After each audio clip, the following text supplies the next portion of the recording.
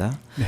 당시 증인은 위 사령관들에게 사회적으로 노동계, 언론계 이런 반국가 세력들 때문에 나라가 어려움이 있다라는 취지로 시국 상황에 대한 이야기를 한 사실이 있으십니까? 제가 말입니까? 아니면 예, 증인께서 그러신 사실이 있으십니까? 기억이 없습니다. 추가 질문 드리겠습니다. 곽종근은 이 법정에서 증인께서 반국가 세력, 종북 세력 여러 가지 이야기하면서 노동계, 언론계 그런 내용들이 다 거기에 들어가면서 이야기를 했기 때문에 그런 부분들 때문에 여러 가지 시국이 어렵고 어려움이 있다 이런 취지의 이야기였습니다. 라는 취지로 증인께서 그런 시국 상황에 대한 이야기를 한 사실이 있다는 취지로 진술했는데 그 사령관들에게 이러한 취지로 말한 사실이 없으시다는 의미이신가요? 시국 상황에 대해서 얘기를 했는지 안 했는지 기억이 안 나는데 그 자리 자체가 대통령님에 대한 경호 유관 부서에 격려하는 자리였고 또 업무 협조하는 자리였기 때문에 그런 얘기가 나올 상황은 아니었지 않느냐 저는 개인적으로 그렇게 생각합니다. 예, 이어서 했다면 아마 부대별로 뭐 애로사항이 뭐 있는지 경호 지원하는 데 있어서 추가적으로 관심을 가질 사항이 뭐가 있는지 이런 것들이 주로 화제였지 않았을까 하는 생각이 듭니다. 예, 알겠습니다. 2024년 5월에서 6월경 삼청동 안가 전역 모임 관련 질문입니다. 언제? 삼청동 안가 전역 모임 2024년 5월에서 6월경 사이에 있었던 모임 24년 5월에서. 예, 그렇습니다. 예, 16항입니다. 증인은 2024년 5월에서 6월경 위 삼청동 안가에서 피고인 윤석열 그리고 여인영과 함께 저녁 식사를 한 사실이 있으십니까? 누구라고 그 말씀하셨죠? 피고인 윤석열과 윤석열 전 대통령 그리고 여인영 방첩사령관입니다.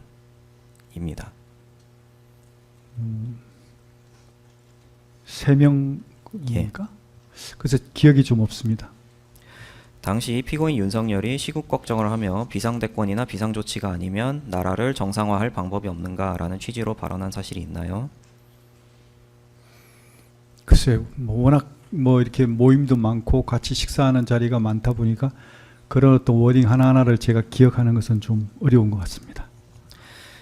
예, 여인영 전 방첩사령관은 이 법정에서 피고인 윤석열이 긴급명령권, 재정명령권, 계엄 등을 언급하자 군 통수권자인데 군의 계엄에 대한 인식 등을 전혀 모르는구나라는 생각에 무릎을 꿇고 아무리 헌법이 보장하는 비상조치권이라도 군은 불가능하다라는 취지로 말했다고 증언을 하였는데 증인께서는 이 내용을 목격하거나 들은 사실 있으십니까? 그때 말씀하십니까? 예, 그렇습니다. 여인영 사령관이 좀 그 반대되는 입장을 얘기한 것은 기억은 납니다. 조금 그런 어떤 부분에 대해서 어려움이 있다는 반대되는 얘기는 나는 한 것은 의견을 제시한 것은 기억이 나는데 구체적으로 제가 어떤 기억은 없습니다. 예, 알겠습니다. 19항입니다. 증인은 2024년 6월 17일 위 삼청동 안가에서 피고인 윤석열, 여인영, 곽종근, 이진우 그리고 당시 합동참모차장 강호필과 저녁 식사한 사실이 있으십니까? 언제라고 말씀하셨습니까? 6월 17일경입니다. 6월? 예, 6월 17일 삼청동 안가입니다. 날짜는 정확히 기억 안 나는데 하여튼 식사한 것은 기억이 납니다. 20항 생략하고 21항 질문하겠습니다. 추가 기록 순번 1110번 제35,291쪽 곽종근 증언 녹취서 28에서 29쪽 제시하겠습니다.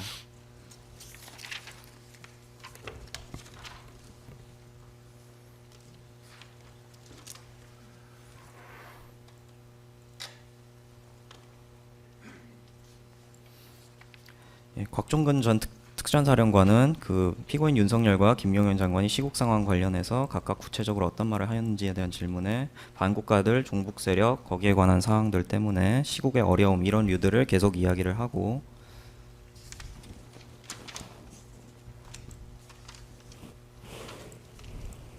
연계성에 이제 그런 의미였다고 말씀드렸습니다. 추가로 기억나는 내용으로 예, 이런 취지로 이제 증언을 해서 시국 상황을 걱정하는 취지의 발언이 있었다는 취지로 증언했는데 증인께서는 이를 목격하거나 들은 사실 있으십니까?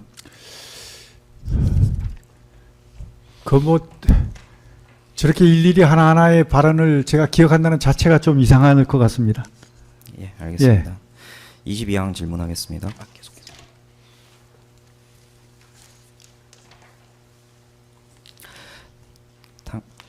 당시 증인은 저기 그 피고인 윤석열에게 4명의 장군, 강호필, 곽종근, 여인영, 이진우 4명이 대통령께 충성을 다하는 장군이다라고 말한 사실이 있으십니까? 즉 유사한 얘기를 했는데 그때 제가 기억이 나는 것은 수방사령관이 어떤 얘기를 해서 대통령께 칭찬을 좀 많이 받았습니다.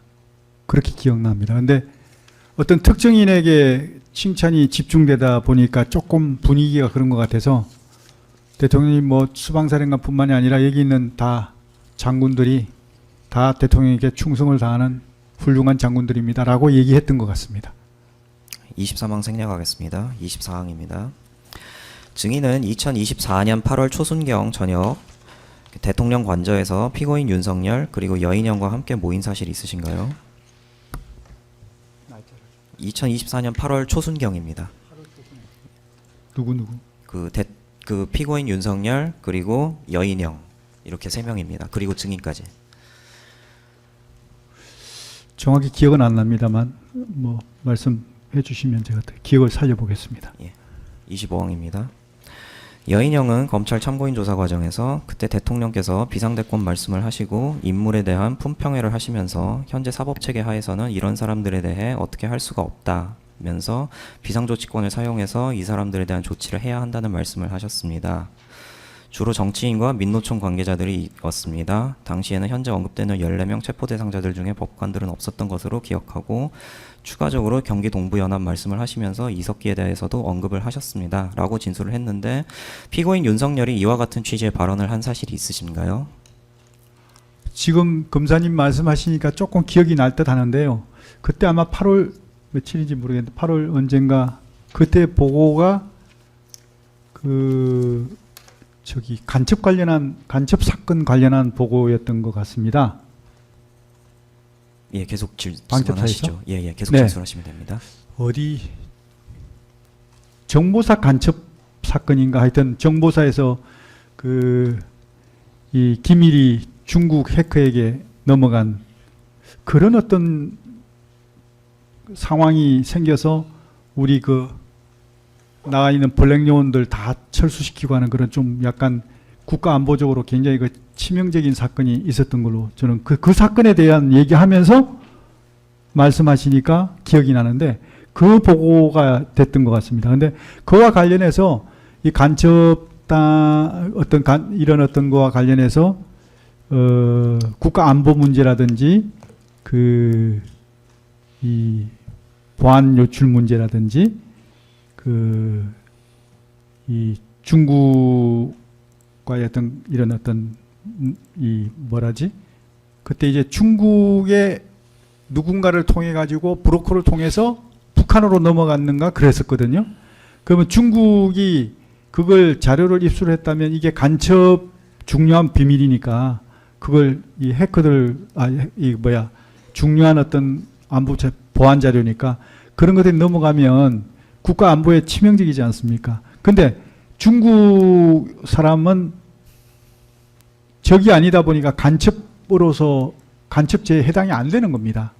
그래서 그 문제를 가지고 많이 이렇게 어떻게 해야 되는지 논의를 했던 기억이 있습니다. 8월 맞죠? 예, 8월입니다. 예, 그때 그 기억이 좀 나는 것 같습니다. 26항은 일부 답이 나와서 생략하고 대체 질문하겠습니다. 다시 한번 질문드리자면 피고인 윤석열께서 비상대권 말씀하시면서 현재 사법체계 하에서는 인물들에 대한 품평회를 하면서 현재 사법체계 하에서는 이런 사람들에 대해서는 어떻게 할 수 없다 이런 취지의 발언을 한 사실이 있다는 취지신가요? 사법체계에서 뭐 그런 말씀이 있으신 게 아니고 여 장군이 보고를 드릴 때 이게 중국인이 개입됐다 보니까 중국인은 간첩죄가 적용이 안 되는 상황이 생겨갖고 그러다 보니까 이게 이 간첩죄가 적용이 안 되면 굉장히 처벌도 약하고 이런 어떤 조사하기도 어렵고 여러 가지 제한사항이 있습니다. 그런 문제 때문에 그러나 이제 이게 우리 기밀 유출된 거는 심각한 문제지 않습니까? 우리 정보 요원들이 다 노출됐으니까. 그러다 보니까 이게 뭔가 대책이 필요하다 이런 얘기가 된 것이죠. 그래서 국회에서도 나중에 그게 문제가 돼가지고 법 개정이 이루어져야 된다는 여야 합의가 있었던 것으로 기억합니다. 당시 특정 인물들에 대한 그 이름이 언급이 됐었습니까?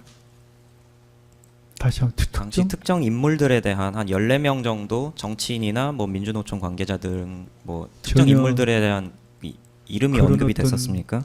그런 기억 없습니다. 그런 언급이 될 이유가 없는 것 같은데요, 상황이. 추가 기록 순번 236번 17,320쪽